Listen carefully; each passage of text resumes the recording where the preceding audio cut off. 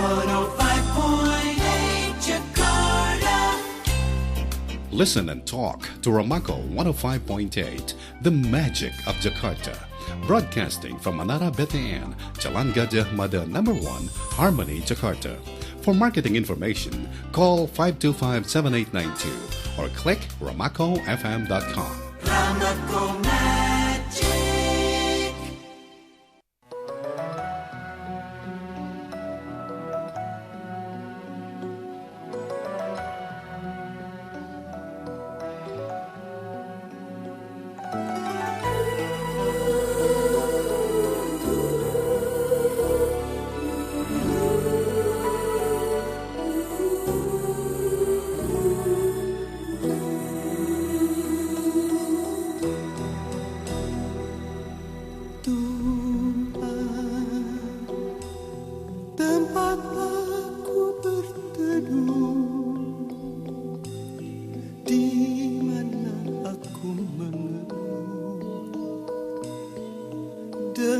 Segala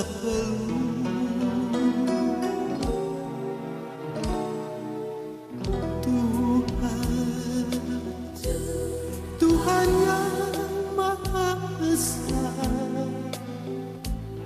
tempat aku memuja dengan segala doa. Aku jauh, engkau jauh. Aku dekat, engkau dekat. Hati adalah cermin, tempat pahala dan dosa bertamu.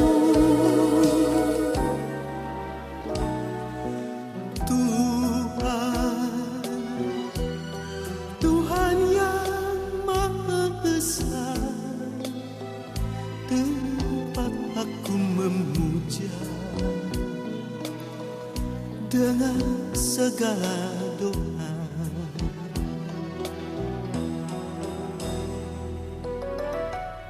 Ramako 105.8 The Magic of Jakarta. Baik Magic Listener, kita memasuki sesi berikutnya ya, atau sesi terakhir dalam berproses menuju kesejatian diri bersama Siwa Agus Hidayat untuk edisi hari ini, hari Kamis tanggal 22 Mei 2008. Dan seperti biasa di sesi ini saya akan menerima 2 penelpon.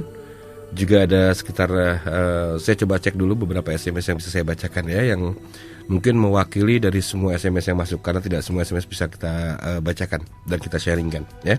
Baik, silakan sekali lagi di 633-2706 Anda yang berada di Jakarta, juga yang di luar kota Jakarta, yang bisa mengakses kami melalui Mitra Mahardika Katulistiwa 102,6 FM Pontianak, atau juga Indovision channel ID 204 di seluruh Nusantara. Silakan di 0216332704. Siwo? Ya, kita terima telepon lagi Siwo ya. Assalamualaikum. Halo, assalamualaikum. Waalaikumsalam, dengan siapa ini? Dengan Imam. Mas Imam di mana Mas? Cawang. Di Cawang, silakan Mas. Assalamualaikum Siwo. Waalaikumsalam warahmatullahi wabarakatuh.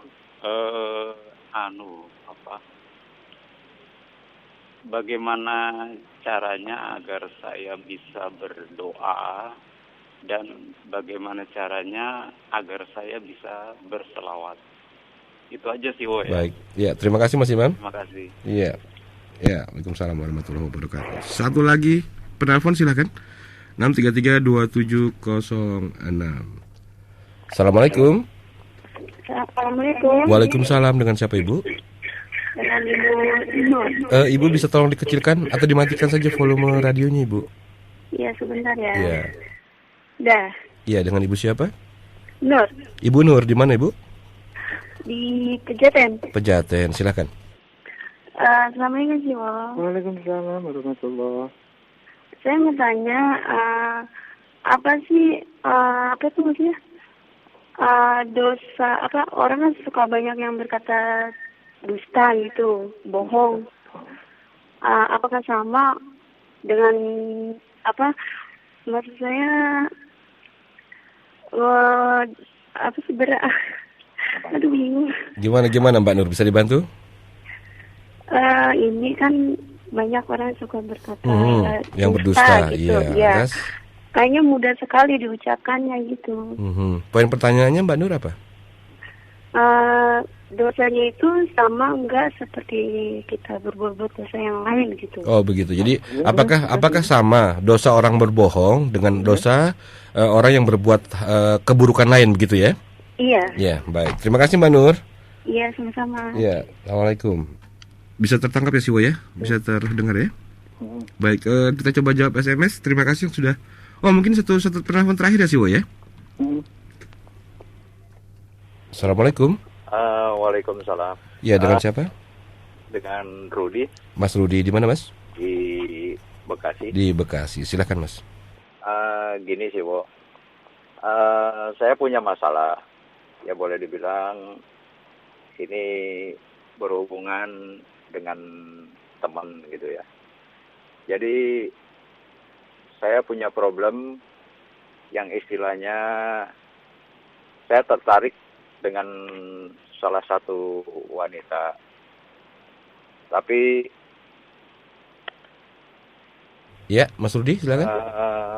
Wanita itu boleh dibilang sebetulnya baik gitu ya, tapi perasaan saya dia mau, tapi kelihatannya enggak gitu. Poin pertanyaannya Mas Rudi, silakan. Ya, jadi boleh nggak kalau misalnya saya mencintai dia, tapi saya punya istri gitu. Oh begitu. Ya. Baik, itu saja Mas Rudi. Ya. Baik, terima kasih. Assalamualaikum. Jadi Siwo, jadi itu mungkin seperti yang Siwo bilang tadi waktu kita off air tadi, bahwa katanya harusnya diganti nih acara berproses menuju kesejatian diri ya. Menjadi apa Siwo? Enggak.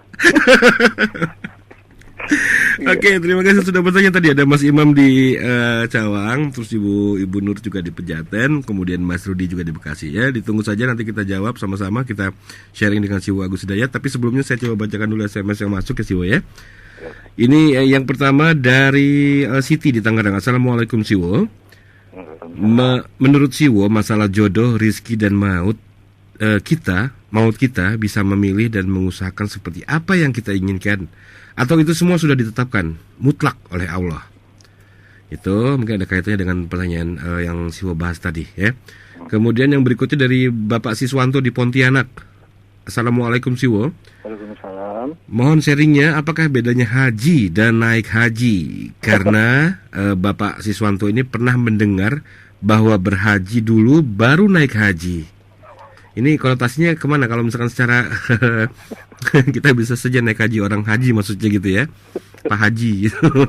Terima kasih Pak Siswanto dari Pontianak. Yang pertama tadi Mbak ya? Yang pertama dari Siti di Tangerang.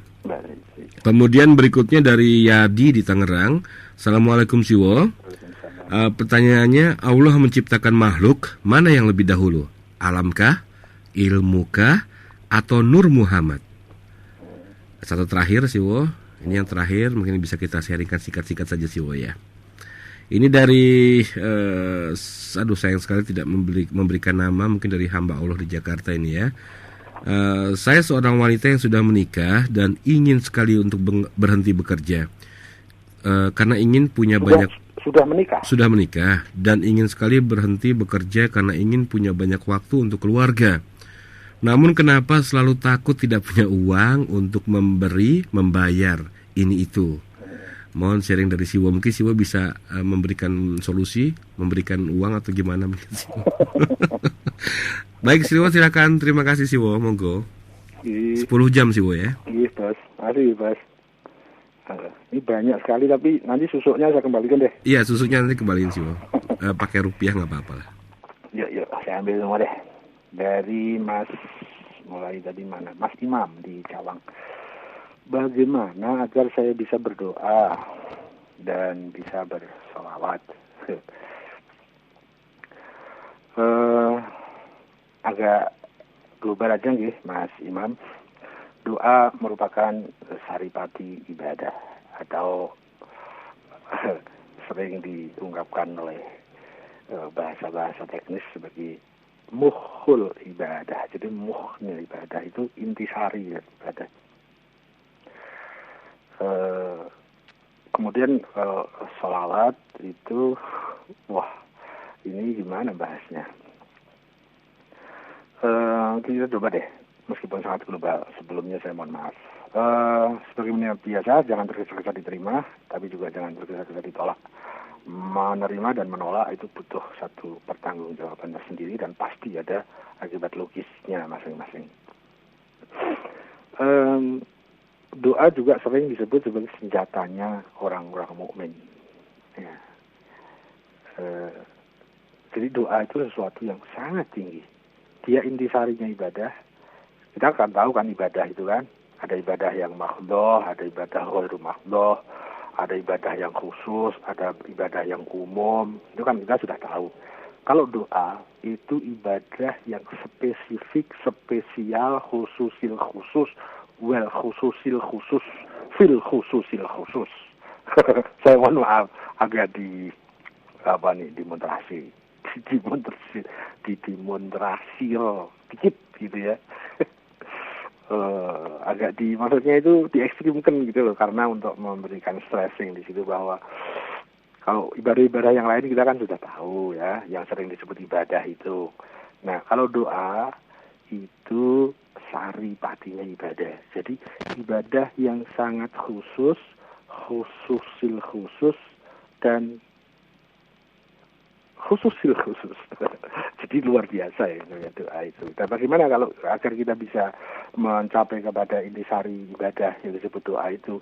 Ya mari kita perbaiki ibadah kita.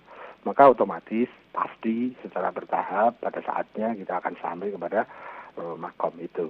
Nah, yang sering kita temukan kalau di masyarakat kan doa itu disamakan dengan permintaan, disamakan dengan permohonan, gitu kan? Ya kalau permintaan dan permohonan juga kan semua orang bisa, meskipun nggak pernah beribadah juga bisa kok orang itu meminta atau memohon. Tapi untuk berdoa, nah kemudian kalau bersolawat, ya kalimat solawat kan kita semua udah tahu ya kalimatnya, meskipun kalau kita cermati lebih dalam misalnya, sering kita, saya dulu mendapatkan pertanyaan itu ya seperti di silet-silet itu, hatinya itu, ngilu sampai rasanya gitu. Nah, kok bisa begitu? Ya begini, sholawat itu dibaca setiap hari, sekian kali. Tapi pada saat saya ditanyakan, dalam sholawat itu kan ada tokoh yang disebut, ya, Allahumma sholli ala Muhammad wa ali Muhammad. Pada saat saya ditanya, Muhammad siapa? Ya saya tahu, gitu kan. Ya wakil Allah yang terakhir itu loh. Rasul terakhir gitu kan. Tapi pada saat saya ditanya, lah kalau terus Ali Muhammad siapa? Itu malu deh saya. Saya sekian puluh tahun mengucapkan kalimat itu setiap hari berkali-kali, tapi tidak mengerti apa yang saya ucapkan itu. Kemudian ditanya lagi, di dalam salawat itu kan juga ada kan, kama shallaita ala Ibrahim wa ala ali Ibrahim. Ibrahim siapa? Ya kita tahu, saya tahu waktu itu. Tapi pada saat saya ditanya, Ali Ibrahim siapa? Oh, ya deh. Ya ini harus belajar lagi. Ya begitu deh. Itu dari sisi kalimat saja. Belum apa makna yang dibalik itu. Itu baru memahami kalimat loh, Mas Imam.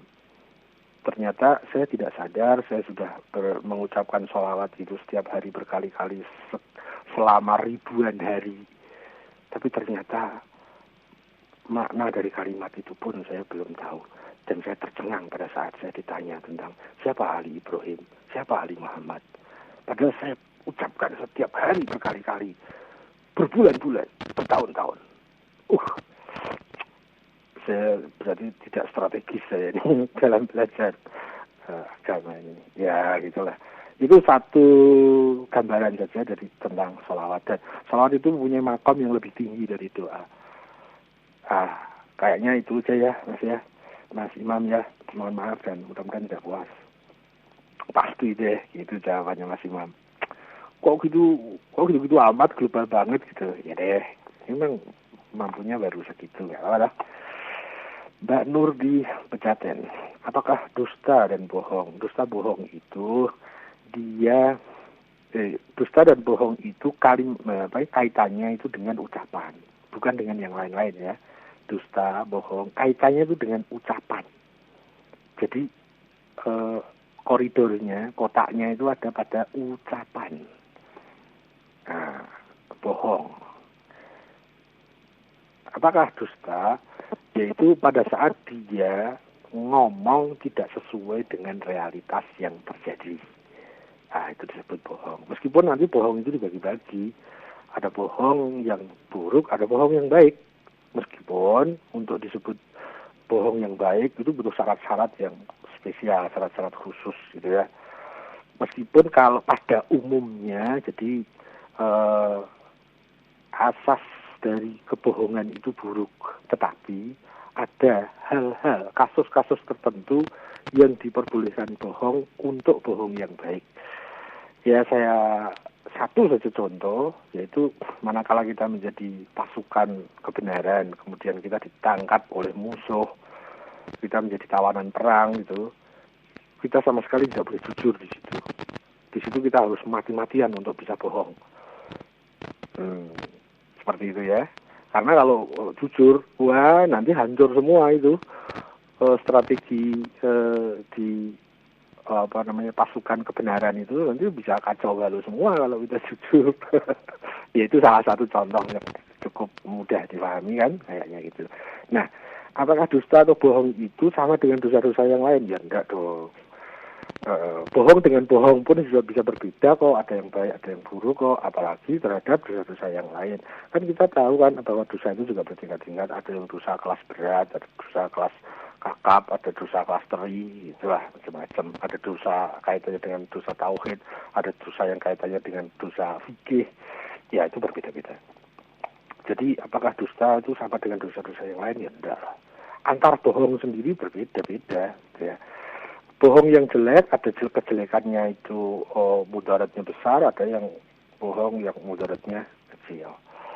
Ada lagi nanti satu istilah teknis itu yang kaitannya dengan pembahasan kebohongan, tapi itu ada kekhususan tertentu. Itu nanti ada disebut dengan istilah tauriyah. Saya tidak akan bahas apa itu tauriyah, hanya sekedar info awal saja. Ada tauriyah. Kemudian ada juga itu yang disebut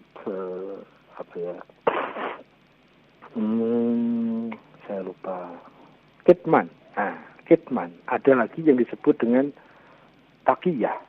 Nah, itu tauriyah, kitman, takiyah itu kaitannya masih seputar terkait dengan masalah bohong.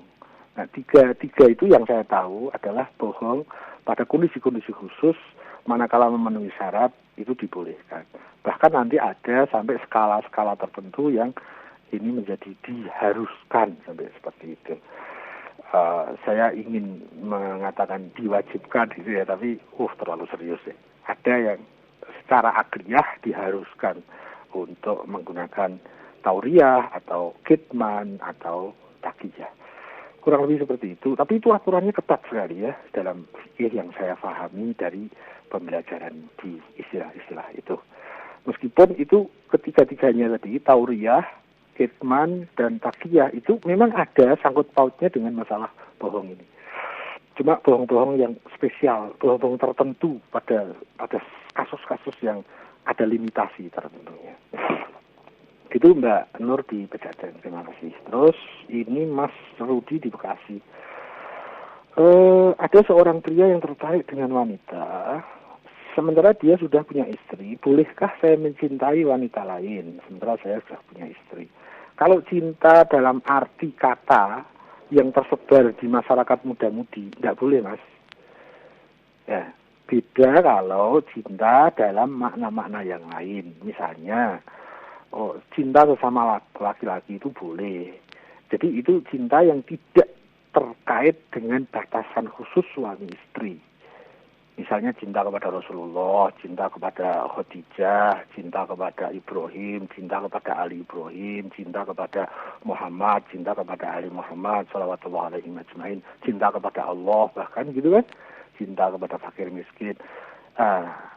Tapi kalau cintanya yang dimaksudkan oleh Mas Rudi itu ada seorang pria yang seperti itu dalam makna cinta yang terkait kepada khususiat permasalahan suami istri.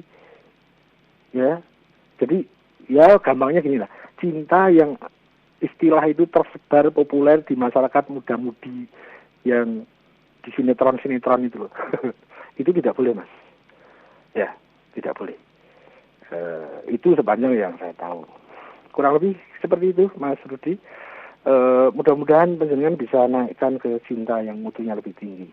Tentu butuh alasan-alasan yang jauh lebih bermutu juga.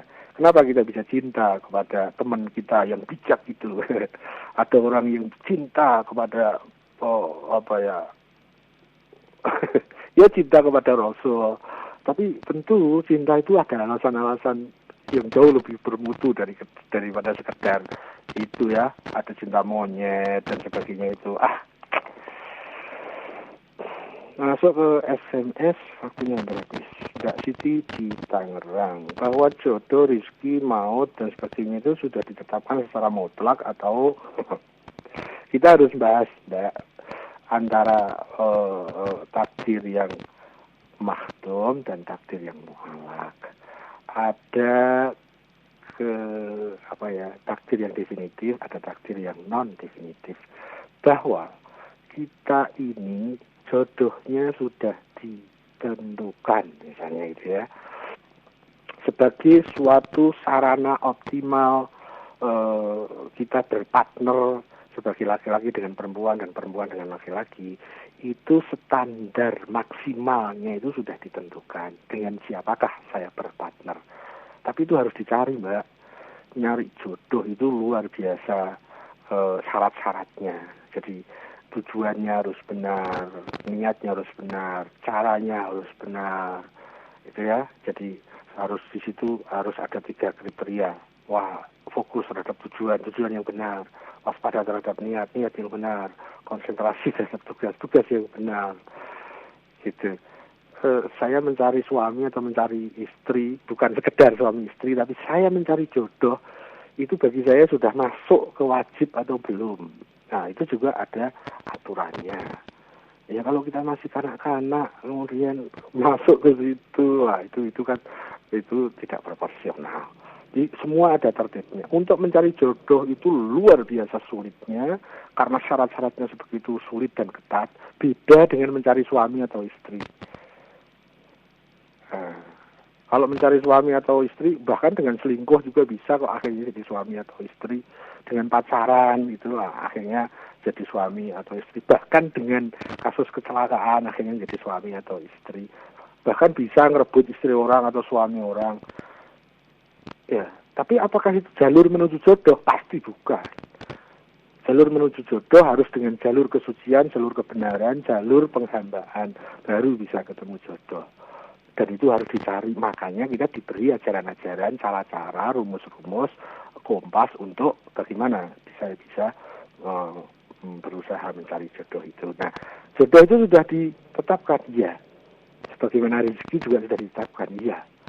Kalau kita ingin mencari rezeki yang ditetapkan oleh Allah itu, kita harus berusaha dengan tujuan yang benar, dengan niat yang benar, dengan cara yang benar. Nah, kalau dengan korupsi, itu tidak mampu menjangkau rezeki yang dari Allah. Tapi rezeki yang tidak bisa tidak bisa dipertanggungjawabkan. Dan nanti pada pembahasan khusus tentang ar-rizq itu hanya terkait kepada yang halal, kepada yang baik-baik gitu. Dan itu semua sudah sediakan gitu. Sudah ditetapkan untuk saya, untuk penjenengan, untuk A, untuk B, itu sudah ditetapkan yang dalam makna nilai optimal sebagai sebagai sarana penyempurnaan kepada kita.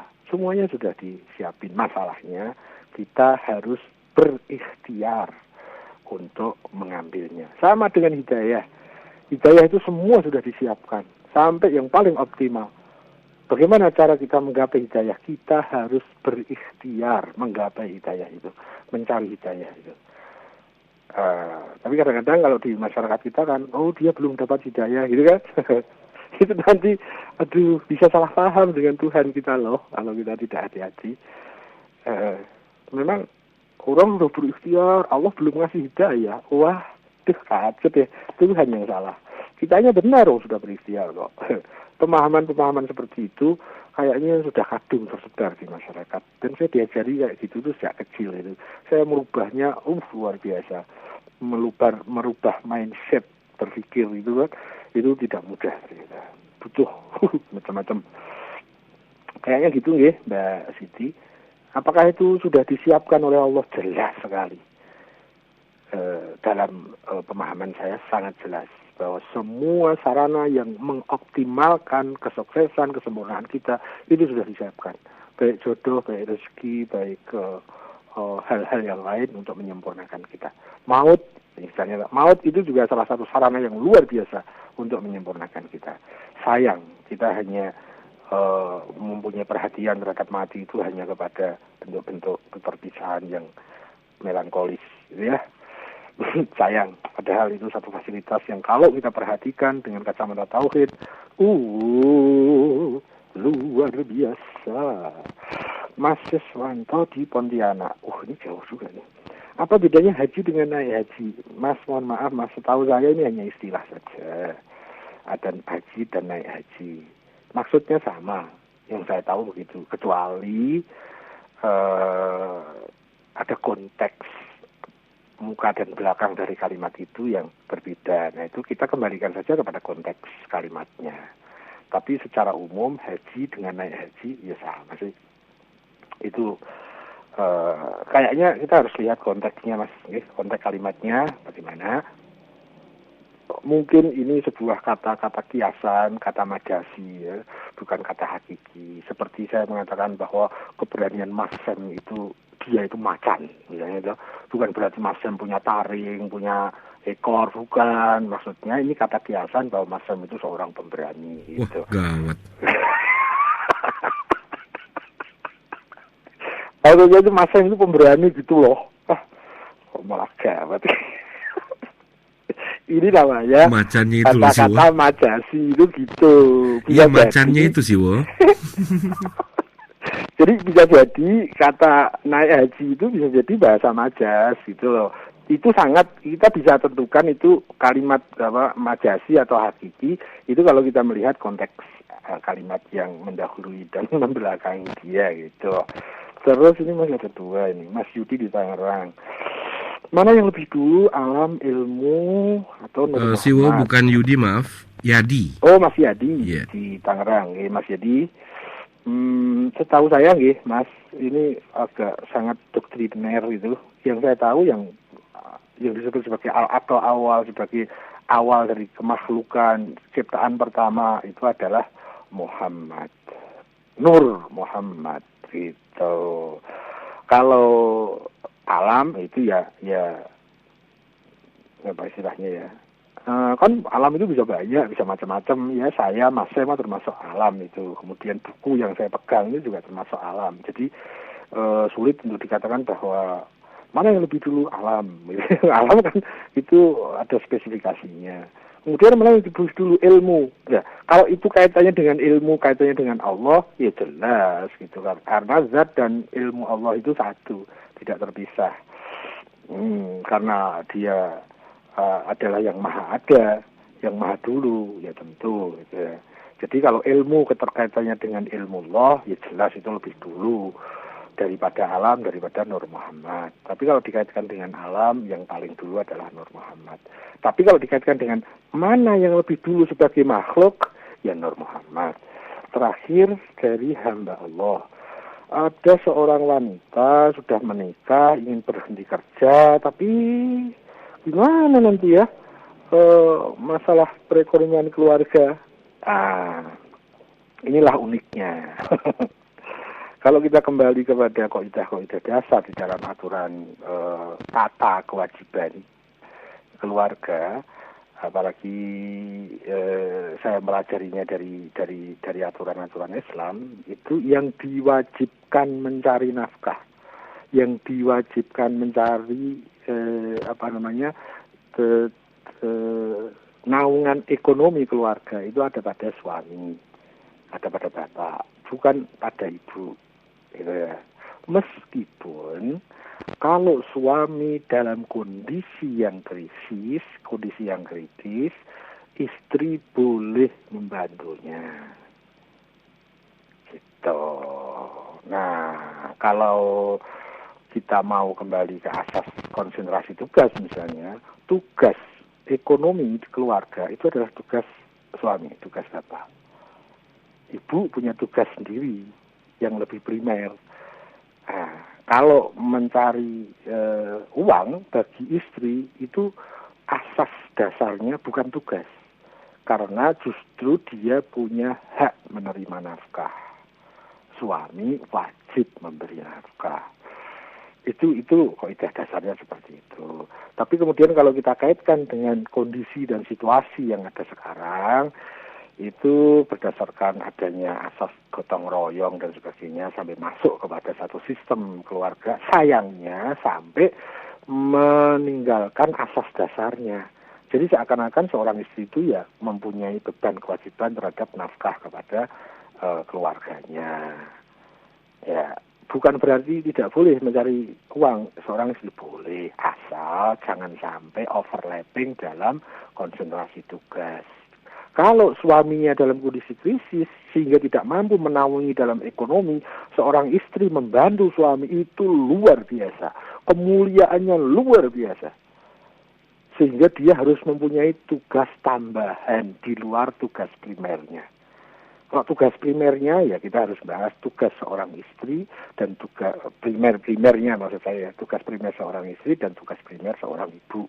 Itu ada agendanya ada, dan tugas primer seorang suami, seorang bapak agendanya juga ada. Nah, sayangnya dengan semangat gotong royong akhirnya asas dasar itu kayaknya terlupakan. Maka terjadilah sesuatu yang terjadi di dalam iklim keluarga pada umumnya yang ada sekarang. Nah, akhirnya nanti itu imbasnya tidak kecil loh. Imbasnya kepada wah, itu bisa panjang itu. Sampai kepada masalah ketenaga kerjaan, masalah kesediaan lapangan kerja. Itu banyak kaitannya. Ada kaitannya dengan cita-cita Ibu Kartini yang seperti apa, asasnya yang mana, sekarang yang seperti apa yang terjadi. Itu pembahasannya menjadi panjang. Ya, gitulah. Bisa 10 hari ya sih, Wo ya? Oh, bukan 10 hari, Mas, 10 tahun.